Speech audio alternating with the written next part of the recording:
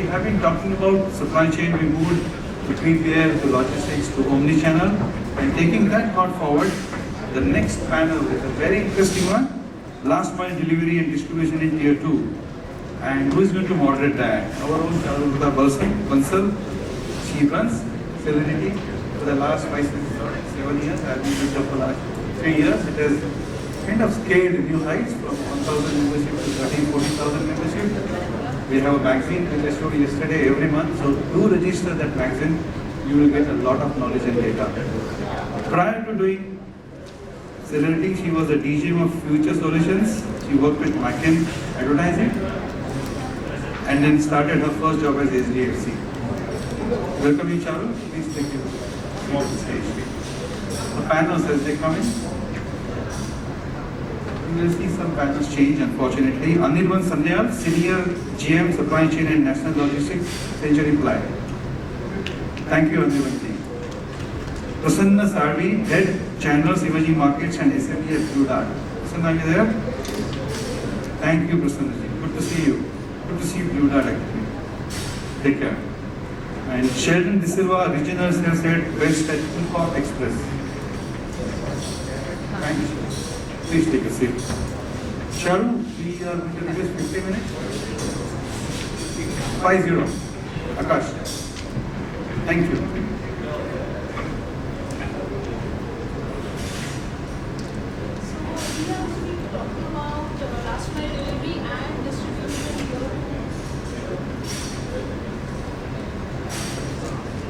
Yeah, we are going to be talking about last mile delivery and distribution in tier 2 and 3 cities. We've had a very interesting panel before us, and we know that the entire supply chain evolution, the modernization that we call, started from retail, moved on to e-tail, and then we had a very, very interesting panel discussion on omni-channel. So while the panel talked about the omni-channel experience, a seamless experience for purchase. I think all of us here, how many of you all have received a parcel? You all have ordered and received a parcel? Everybody would have received a parcel.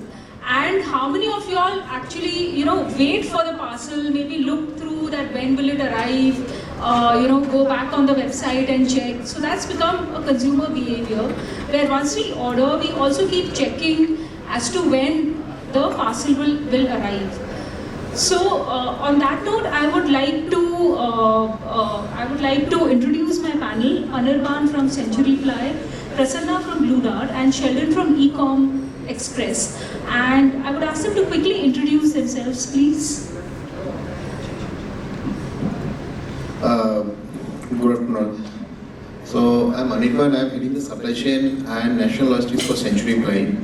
And the topic perhaps we are into is a very resemblance with the last mile. In the last minute we are into this session. So we love to be interacting with each one of you. Hi, my name is Prasanna. I head business in emerging markets, SMEs and channels. So this is digital, own channel as well as brick and mortar partnership channels. And it's good that we'll be ending today the 2-day sessions with our topic, because even some of our customers from retail were in the previous panel, and some of the challenges that most of us are dealing with are related to the topic that we're discussing today. So thanks, Charu, for this topic. It's lovely. Hi, this is Sheldon De Silva. I represent Ecom Express. So we primarily are a B2C player, right, in the last mile delivery space. That's where we specialize in. We've been in this business for the last decade, so I'm really happy to be here amongst you and to share my experience with you over the last 10 years that Ecom Express has had, and how we have evolved, as well as the sector has evolved as a whole. Thank you. So, like I said, when I started ordering online, I used to be very excited, and it kind of, that behavior change. When you go to a store and you purchase something, you're purchasing it immediately, you're paying for it and getting it home. And when we started ordering online, I remember, at least I used to keep going back and checking kab aayega. I used to like, wait for that parcel to come. So I would like to ask Prasanna, so how do you think technology has changed customer expectations? So what are the expectations today? Yeah, that's a very interesting point, especially since it comes after the omni-channel dialogue, because I think that's been on the frontier of changing experiences. When big retail came to India, though it was brick and mortar, it was wonderful. And then came e-tail in India, that was even more wonderful. And then COVID supported a completely new change in trends. Okay, so this is at the juncture at which we are talking about this topic. Technology does change people, both sides of the table. The manufacturer or supplier, and at the other side, the consumer. But I would like to look at this angle from two spheres and maybe look at customers and how it impacts from a 2x2 matrix, okay? So there are users experience, and there is something called a customer experience, and we try to differentiate the two. So in B2C, what happens is when the customer is interacting, the user is also the decision maker. So the experience that he gets or she gets is quite about thinking, was the app of Zomato better at purchasing the McDonald's, or was it the McDonald's experience a better experience? The rest is all fulfillment. The second thing is, there is a second type of customer which is not the user, but they could be what in normal B2B terms are called as decision makers, influencers and others. So what they need as technology solutions are not the same as what the user needs. And that's the basic difference that technology has created. It's created a shade card of solutions, not the same solution for everybody, different solutions for different people at various levels in the organization.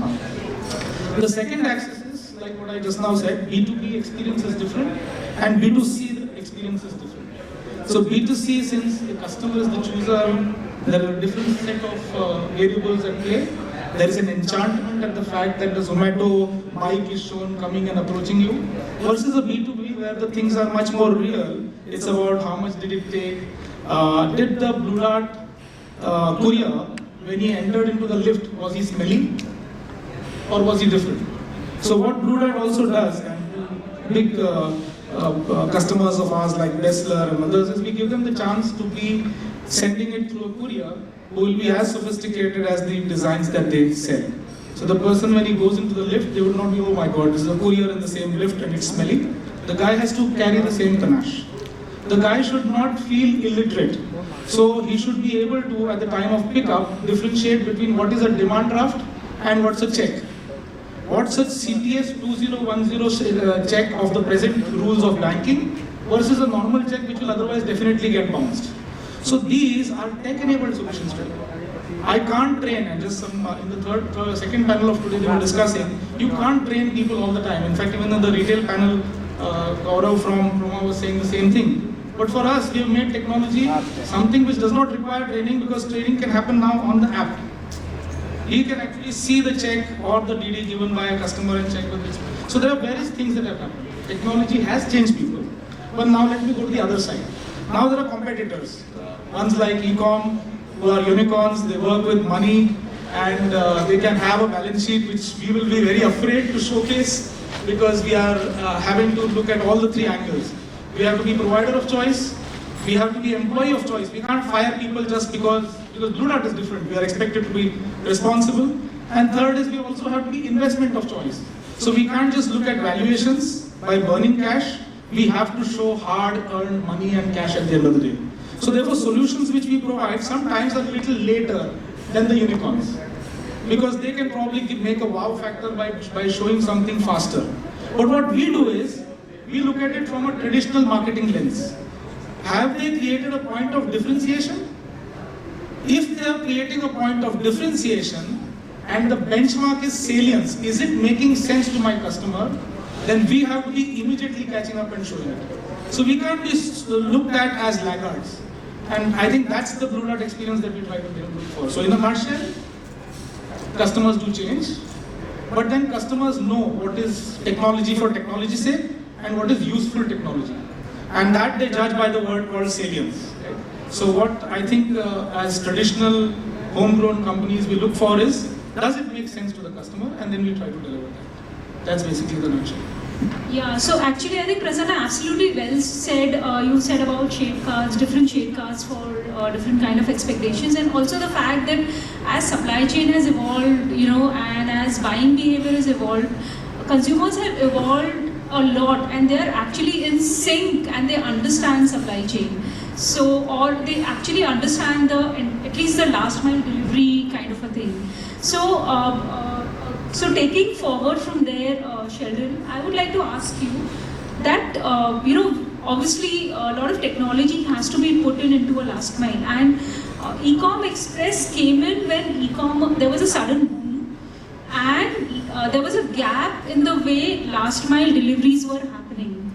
So on one side there is technology which is playing to the fact.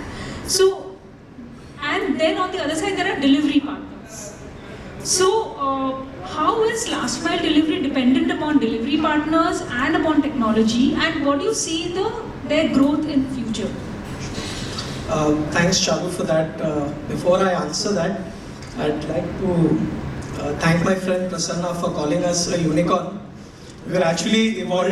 We've been more than a decade in this business now. In fact, a couple of months back, we completed a decade in this business. And Ecom Express, operates very, very professionally, and we don't believe in burning cash.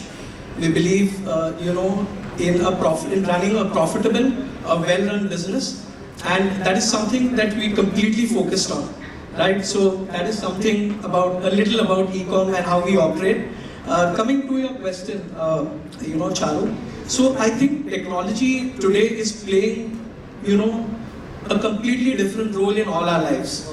I'll tell you, Ecom Express was born, with this desire of people where they needed to express, they needed a new technology, they needed a service that would stand out. So while you had the traditional players who operated in this market and who worked in a particular fixed way, right? People were looking for a change, and we were born out of that change, right? So that's where we evolved, that's where we came in. So we started with doing a lot of things differently. So if I talk about the last mile service of ours, we started using technology by investing in sorter machines, where we said that we'll not do this process manually. We need sorter machines, and we'll do this in an automated way so that we save time and it's more efficient. The other thing that everyone is chasing today, everyone is chasing quality deliveries, right? So to ensure that people get those quality deliveries, we're using technology in a big way. Right from informing a person that your parcel is out for delivery, to taking a confirmation from him through an OTP service or through WhatsApp saying that you have received your parcel, please confirm to us. So we're using technology all the way for all these things. The other place where technology is playing a key role, which Charu mentioned, is in the life of the delivery boy, where he's got an app. You call it an app, you call it a super app, which helps him, guides him where the location is, what the product mix is, what the payment, how the payment should be, right? It helps him. Another thing we are using technology is to eliminate frauds in the system. So we're using geofencing as a technology to eliminate frauds, where you cannot update any status unless you're within 500 meters radius. And last, which I'd like to sum up, where we use technology, is in the QC RVP service of ours. So in today's world of instant gratification, if I may say, where people would like everything. I heard a couple of the panelists speak where they want it right at their doorstep and they want it now. That's where we stood out and we said that you give us your catalog, my delivery boy will compare that catalog on the phone, and he will immediately confirm whether it's good to go, and your money, and the customer can transfer the money to his end customer immediately. So I think technology is playing a very big role. It is going to evolve. It's evolving as we speak. So I'm making a forward-looking statement today, and as we speak, I'm saying is that we are developing an app, we are developing a technology that will help people or will help us, get right address quality. So if addresses need to be corrected, we will help them. If addresses are right, we will ensure that the delivery is done right. So as we speak, we are building that technology to improve the quality of service and the deliveries. So absolutely, Charu, technology is the way forward and they go hand in hand for us. Sure. So, Sheldon, thanks for that update. I would like to ask Prasanna, so how do you see the growth of delivery boys on the back of technology, and where do you see that going forward? Yeah, what we have done at Blue Dart is worked at turned the whole question on the head.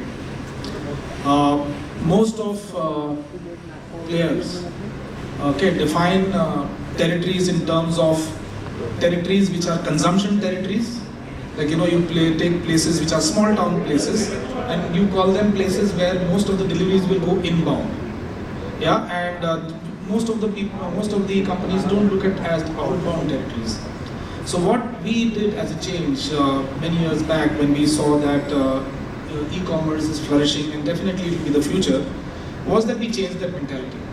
So what we said is we are here to make every Kanjivaram manufacturer in the smallest of small town, every Paithani seller in the smallest of town, an all India and an international player. So how does it happen? You have to think, what does that guy need to send out? So today all the Alfonso mango growers, all the jackfruit growers, all the cashew growers of Goa are sending and becoming, even if there's a small time player, they are part of a trade association and therefore sending internationally. What we want to do is, we don't want to look at those destinations as inbound. Like I said, without any different meaning for any of our competitors, is that we don't intend only to be inbound. We want to make the smallest. So it will be interesting for us to know that Faridabad, which is the largest manufacturer of bats in India, sends to 97,000 points in India. 97,000 points. All of those points are registered with us. 18 lakh points in India are delivered by Nalli's saris, and which is a fashion statement. Now all these are small town ideas, tier 2, tier 3, tier 1, tier 1 ideas, and they have to be pointed on the map digitally, serviced. Their habits, buying habits have to be understood and managed. Not just on the e-com space, but as a B2B space too. So there are many destination weddings where purchasing is happening from India and going for a wedding in Italy. The Priyanka Chopra wedding is an example which happened in a destination in which 3 or 4 types of destinations were flown, and many of those shipments flew through product. Yeah, so the point is today, and everything happens on the internet. Even the UPI, and one of the beautiful things is, which we are going to discuss more of in this space, is government is making things so common. So the UPI is available for our competitors, for our customers, and for us. So the beauty is it's all seamless. It's no more about did I collect the money, did I pay my, and it's not even a point of differentiation between us and our competitors. So we better do things which are even more meaningful to our customers. So, I mean, that's the basic change. So what we have done is just turned it on the head. It's not just about courier boys anymore. For us, it's not just about delivery partners. It's not just about cleanliness of our boys or about our partners, but we want our partners to become destinations for outbound business. They should be the place where a small-time manufacturer or a small-time person who makes toys in Rajasthan should think about, "Mujhe international jana hai. How do I do it?" And that's what a Blue Dart partner in that locality should look like. So Bodinaikar, which is Bodinaikanur, which is in south of India, which is supposed to be a biggest point of outbound spices, should know who is the Blue Dart guy who can make him a national or an international player. That's very, very interesting, and obviously obviously there has been a global interest in everything which is getting produced out of India, from spices to fashion to handicrafts. So I think that's a very, very good service to give, so that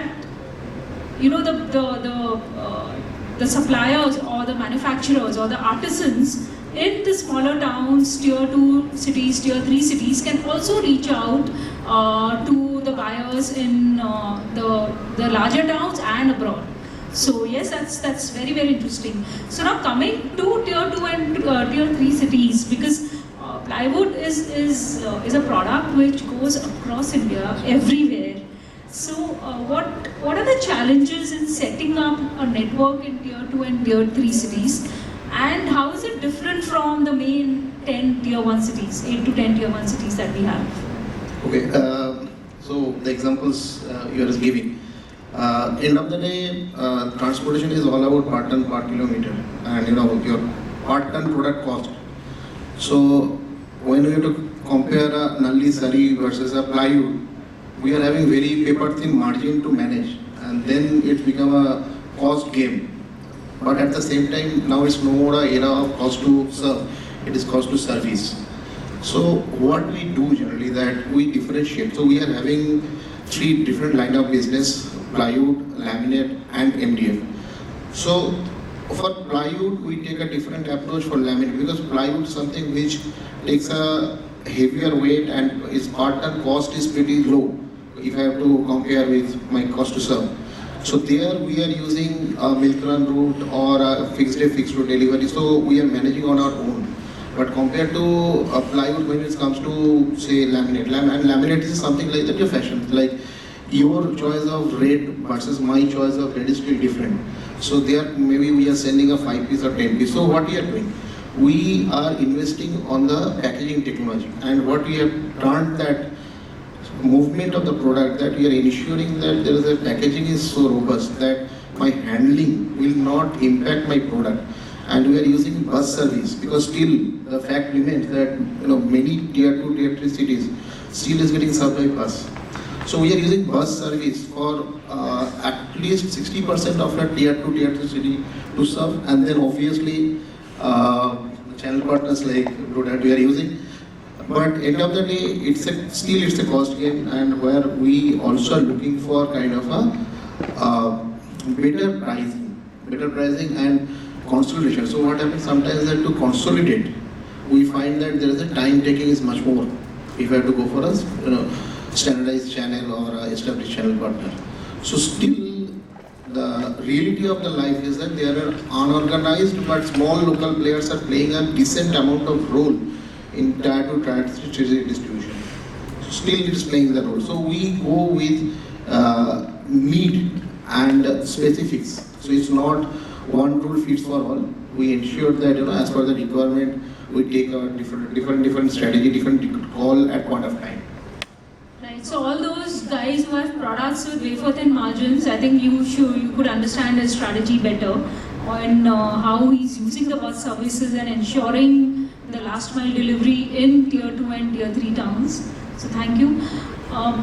There have been multiple reports, market reports about the e-commerce growth in tier 2 and tier 3 towns. And in the last couple of years, the growth has been tremendous in terms of online shopping. In fact, the growth in tier 2 and tier 3 towns have far surpassed the kind of orders coming in from tier 1 towns. And I think the panel before me would definitely agree on that. So I would like to ask Sheldon that, so since these towns are becoming the real growth levers of the e-commerce industry, what is your strategy to leverage them? So you rightly said, Charu, I think the decade that has gone by, that decade belonged to the tier 1 and to the metro cities. The decade that we are in and the decade to follow, as you rightly said, belongs to these tier 2 and tier 3 cities, right? So if I were to talk about ourselves, we realized this way back in 2014, right? And we said that we'll do things differently and we will expand into these cities, where others were scared or they thought it was unprofitable or we shouldn't go there because the volumes didn't exist there at that time. But we took a different approach. We said, we'll go ahead, we'll build capacity here. We believe in the story of Bharat and we believe that these markets will grow. And honestly, we can see those dividends paying us. Those dividends are paying us now. We can see a lot of customers coming to us to reach out to Bharat, where I could say a lot of players today don't reach those markets, even today as we speak. So that is a step that we took initially way back in 2014. So to ensure that we were able to give this service, We took our hubs, our PPCs closer to these markets. We built a complete network of people, infrastructure, fleet, everything. We put it all together and it's in place, right? And we did this way back in 2014 where I can say we piloted with a market called Haryana. And we started in that market, we tried, tested it out, there were successes, there were failures. We learned from all of that and then we replicated it across the country.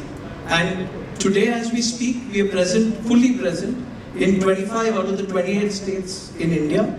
We cover over 27,000 plus pin codes in India.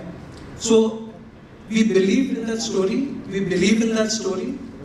We believe that there's going to be tremendous growth, there's going to be a boom. This is where the order growth is going to come from. And we invested in advance and we intend to grow that market for us.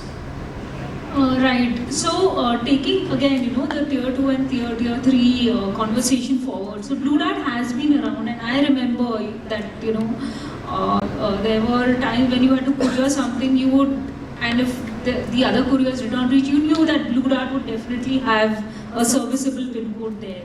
So irrespective of what tier the town fell in. So I would like to ask you now that since now there has been so much of interest by the businesses in the tier 2 and tier 3 cities, they are also growing, they are strategizing on how to get them to buy more. So what are the state governments doing and what are those cities where they are trying to create a favorable industrial hub, and how will it help logistics at large? Because I know for a fact that there are industrial logistics parks players like Indospace looking at constructing parks at tier 2 cities. So with the state governments also trying to help there. So how do you think that what is happening with the government, and how do you think it will help the logistics at large? The topic is a huge topic. It's a topic in itself. Gati Shakti, the logistics, national logistics policy, it itself has so many vertices that one can speak on that you can have a separate session on that topic itself. And I think supply as a product is a very, very lonely product. Okay, so you have on the panel a person who can probably give us lectures for time immemorial. But so just in short, to give a flair of what's happening, government has done a brilliant job in infrastructure, roadways. Inland waterways that it opened up on the northern sector, which is connecting Haridwar, Rishikesh, cleaning of the Ganges, putting it right up to Brahmaputra. You won't believe the kind of change it will see in that sector. Third, we had 88, I remember when COVID started, we had 88 airports in India, out of which 44 were neither having a cargo facility or were under the Air Force surveillance. So you could not do many of the commercial activities there. But as we speak, there are huge number of airports which are under play. Many of them have been in the news because of their privatization. But the important part which is silently happening is India is getting more and more connected. What does that mean? I'll just briefly give a flair. And it's not just the industrial hubs. Coupled with the fact that if you go to now the IIMs or if you go to the best institutes for design or to do in school, the students studying there are not from Bombay, Delhi, Madras, Calcutta. They are from the small towns.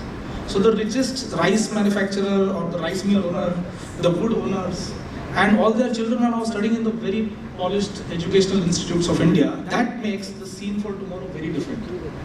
There is no book written on how does a businessman get his next generation into business. There is never a book written on that, and you are a Bansal, so you come from a fraternity which knows that. But the fact of the matter is Indian businessmen are so great at getting their children in their business that the fact that these guys after doing school will be not coming to Bombay, maybe they'll come to Bombay for the fan, but now they know that they want to buy a Veromoda sitting in their place, and they will need that solution. So when we talk to our, Bestsellers is also our client as much as Century Plies and many others, We are now discussing as a solutions team. I am head of emerging markets, and what I discuss with them is, sir, please put your social. Actually, the word omni-channel retail, I am a person who's against it. So please pardon me for that, because I keep saying, in Katrasgarh, in Wasepur, you are not multi-retail, but then the richest Atiq Ahmed wants to buy Veromoda. He's no more, but I'm just trying to give a concept in place. The richest guys in Dhanbad are lavish in their spending. You are not omni-channel for them. They will buy you because of vanity. And what we are doing in the space of our business is trying to make that ambition of Bharat a success. One part. The second part is, those guys are going to make the next Basmati into packaged branded Basmati much bigger than today's Kohinoor. Today, of course, Kohinoor is a good brand, but there'll be better and bigger brands coming from rural India, and they will need partners which are agile, which will take it outbound. So that's why I said we put all the business on its head. We have people from emerging markets from the team who have come. We don't discuss how much inbound shipments you've handled. We discuss how much outbound business you created. Because we want every small town manufacturer, businessman, khilone wala, bat wala, or whatever it is to think of us when he has to ship it out. And that is what is the Bharat story from our side, not from necessarily states. What they have done is, by providing infrastructure, have now started creating a believable platform. Because now you can see that the roads are constructed. Now you can damn the present government for doing what they want, not like them for being too brash. But I still think that you can't do without the fact that they have created all this.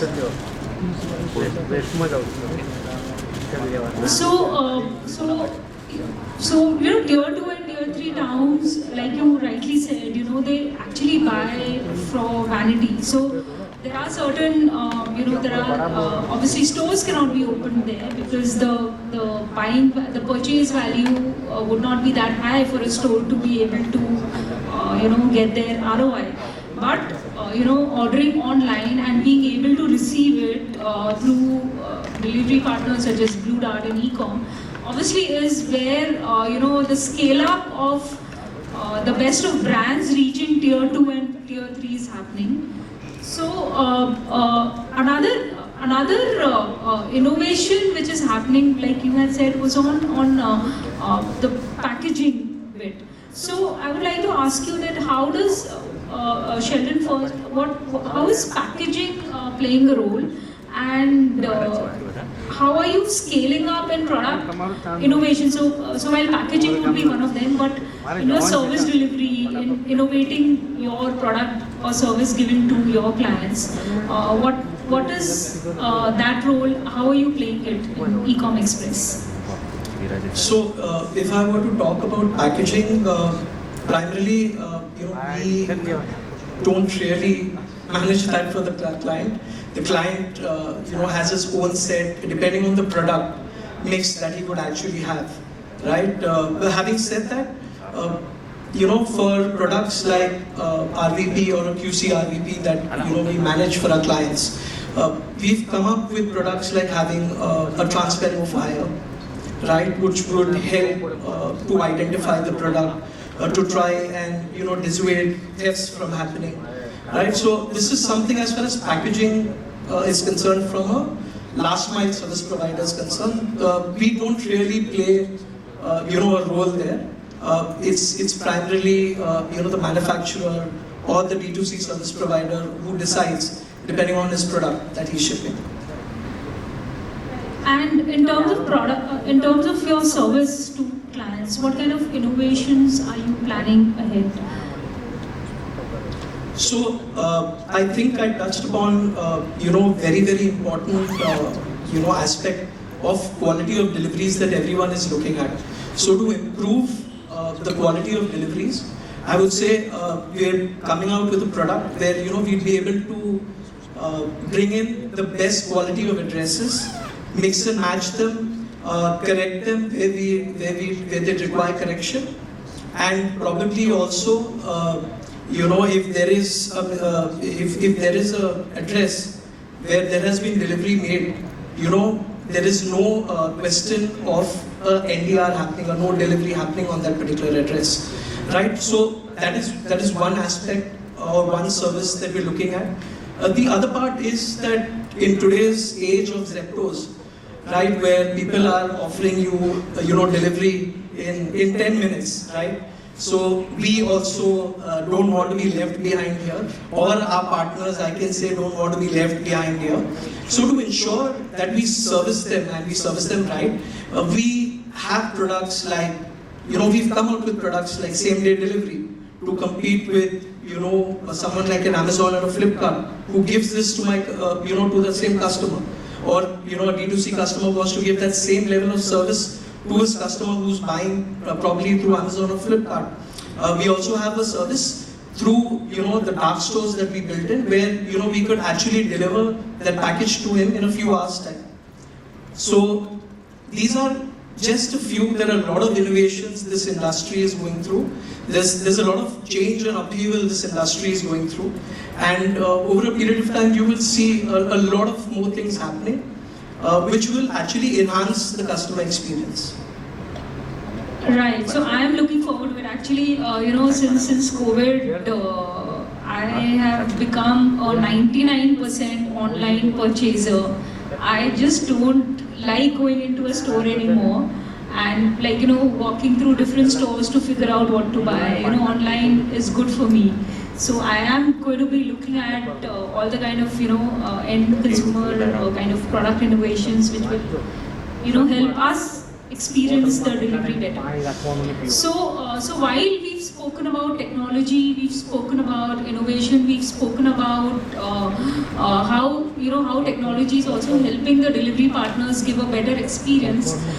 There is a lot of conversation, and a very, very important important subject is sustainability. So sustainability in last mile delivery is also kind of becoming very relevant, and a lot of service providers have taken it up in their agenda. So I would like to ask Anirban, so what kind of sustainable initiatives is Century taking in dispatch and delivery? Okay, Century Ply, we are making plywoods. So, any way of the state? Not really.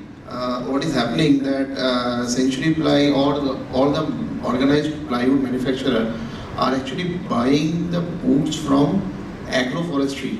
So, what is happening that in last 5 years, the agroforestry has been grown by approximately 250%. So what is happening that it's like a farming, like farmers. So they know that if they put a tree today, within 3 years they are going to get back the money, and a very minimum investment. So as an organization, we are ensuring that the sustainability is automatically. So the more ply you are buying, or we are buying, actually we are supporting or helping the farmers to go for more agroforestry. This is number one. As an organization, these are three. As a supply chain professional, what we done actually for last 4 years, we say to ourselves that हम लोग क्या 5वीं class बच्चे से तेज है, because in class 5 for us we learned that the triangles, right, that 2 sides of the triangle is bigger than a third side.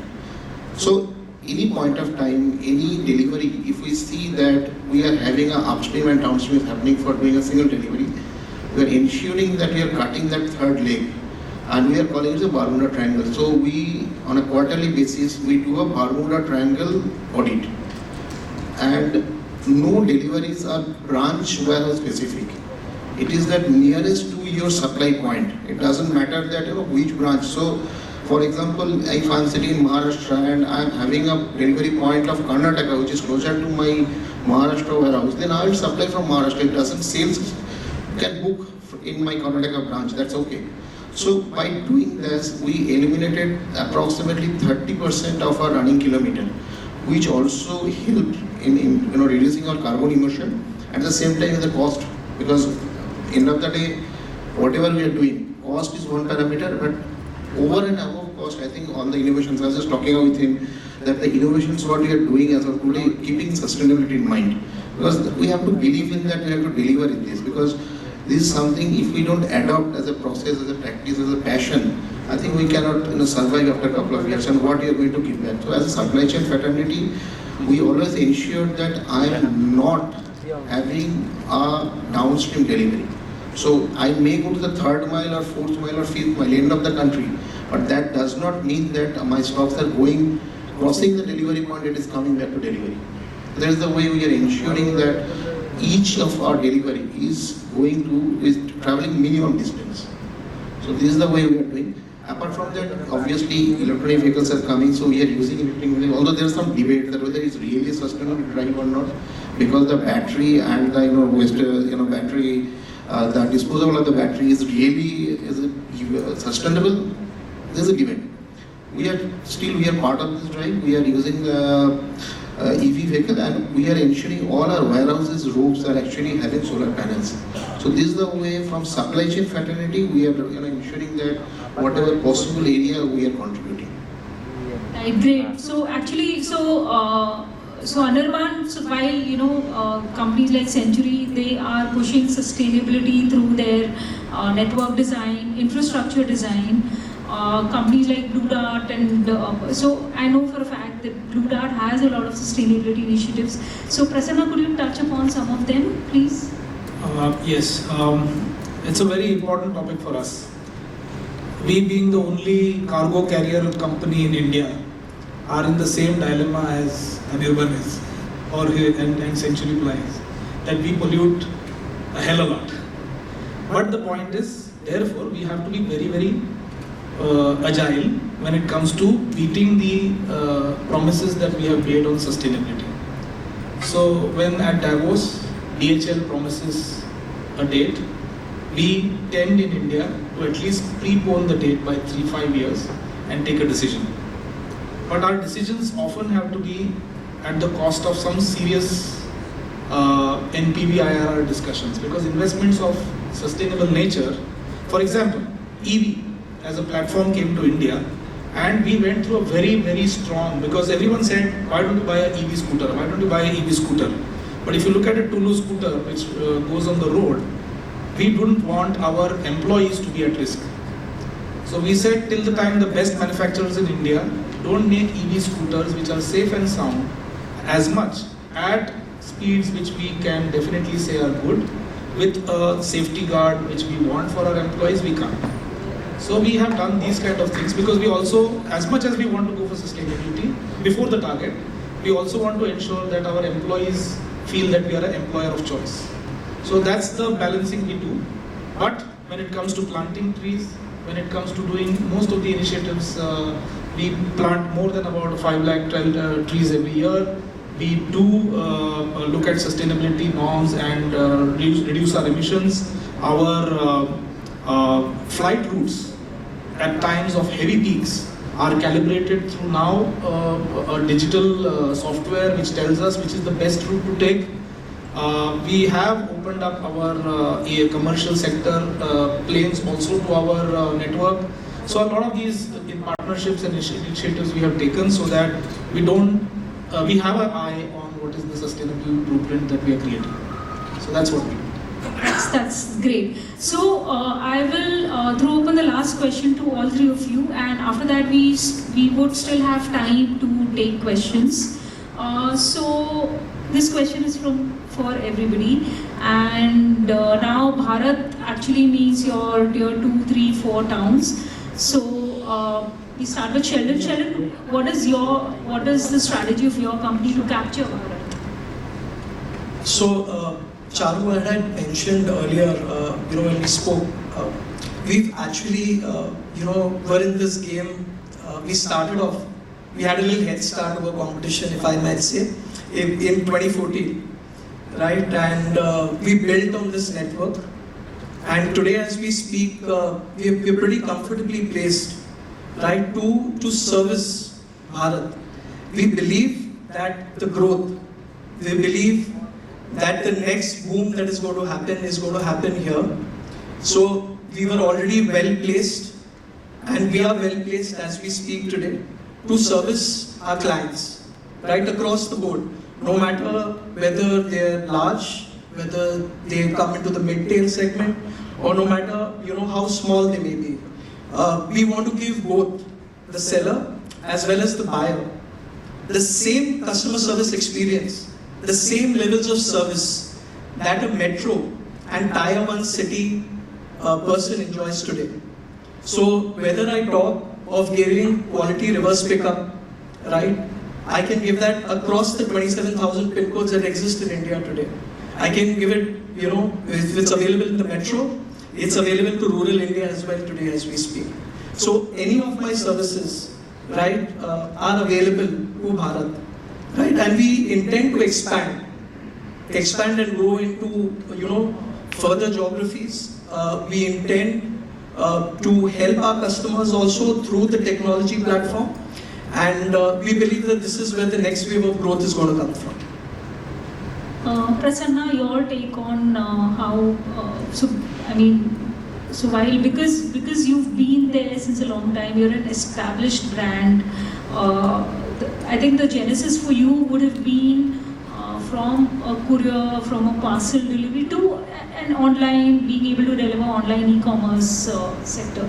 So how are you looking at ensuring that your growth happens in this? Actually, I'm quite elated that I am part of this question.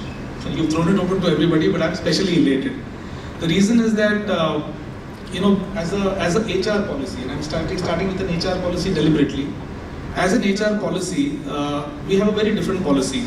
So the second panel was referring to a very uncertain last mile manpower, which leaves at the way, 500 rupees additional salary mila, they will leave, right? But we come from a different space. Any person who dies while working, even if he's a delivery boy, going on a truck, if he dies on his duty because of an accident, each employee of Blue Dart sacrifices 1 day's salary, which means a guy who just makes 12,000 rupees as salary takes away 2 crores. His family gets 2 crores despite whatever insurance he might have created. Will get 2 crores from as a corpus to his family from all of us. Now what does this do? So what does this do? This forces us to be a little more, and I'm not saying anything about anybody else, but my point is it makes us financially make the arithmetic work, which has forced us, like I said, to force the whole thing on his head. If there are people consuming and ordering on e-commerce, they will go to our competitors in the smallest of towns, and there could be a price war there, we will not be able to match it. Because we have employees to take care of, we pay them less probably per month, but our risk return mathematic is very high. Our buffers are very high. So what do we need to do? We therefore need to make sure that we ensure that every businessman in that small town needs to get our business card. तुमको बड़ा बनना है, हम आपके लिए. So before that town becomes, before Katrasgarh becomes a Dhanbad, the businessmen of that place should have experienced Blue Dart. I'll tell you another example. All management institutes of India, we have a home to campus and campus to home philosophy. So even before, and now that's why I can tell you with confidence, every management institutes of India and every medical student, how many students they have coming from Bombay, how many from Bharat, we can tell you from Blue Dart point of view, because we know we pick up their shipments from rest of India and have them shipped. Even if for some reason, if they are not in our pin code reach, we don't have an insane outreach program, but we have a very calibrated outreach program. So we will bring their shipment to their campus even if they are from the smallest of village. But when it comes to inbound, we look at the arithmetic and then choose our Bharat. All in all, when our policy is therefore on its head, we want to talk to every businessman in the smallest of places and make them big. Once the city becomes big, we know then how to capture it.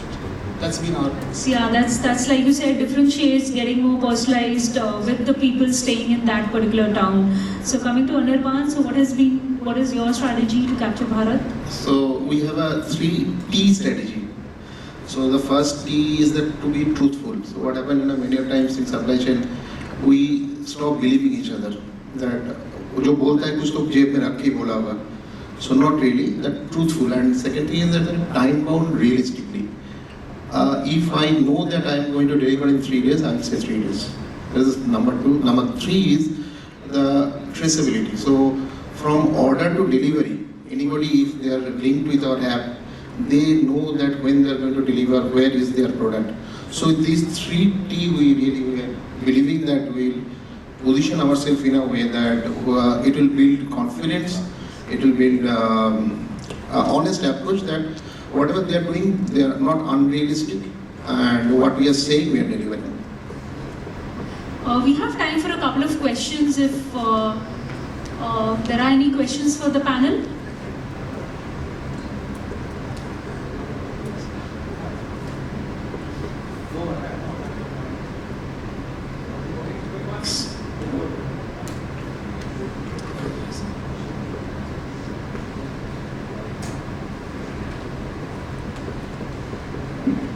Thank you so much for the insightful discussion. So, as all of you have been mentioning that technology plays an instrumental role, I'm just curious to know, like, when you choose your technology, what's been your experience? Do you prefer to use third-party solutions, or most of the times you end up developing your in-house technology solutions? My question would be first to do that, and Ecom Express I know you're mostly using in-house, and to Anirban ji. You want me to take it first?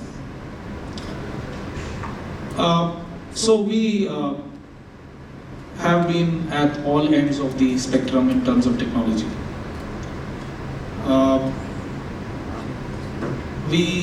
Most of our team members are there in all technology discussions and events like this. The reason is because technology is changing all around us. Someone was saying that APIs between legacy systems can be harmful. We've learned to think beyond it. Because whatever we try to do to keep pace, Tableau has shown that Salesforce.com has been able to integrate better and SAP has not been able to integrate as much. Right? So you understand what I'm trying to say. So technology itself is a quandary puzzle which everybody is trying to solve, like the elephant in the room, as much as we are. So what we have realized is, and I'm speaking to a group of business-oriented people, the finance of business is always learned by finance. One can take gestation periods of maybe 5-year horizons, and therefore the change that we have made is that our strategy 2025 says very clearly, digitizing whatever we do will be our priority, whatever we do. So our jobs now are written like this, that how can you not do what you're doing today in the next 6 months? So if someone is doing a manual bill correction method, can he automate it? If I have a business card coming in Odia, can the person read out the name in Odia and can it type in English? Can I see a shipment and can the shipment recognize that this is Prasanna Salvi and therefore it has to give to Prasanna Salvi? So these are some of the things which are happening all around us. It's not the time trying to speak.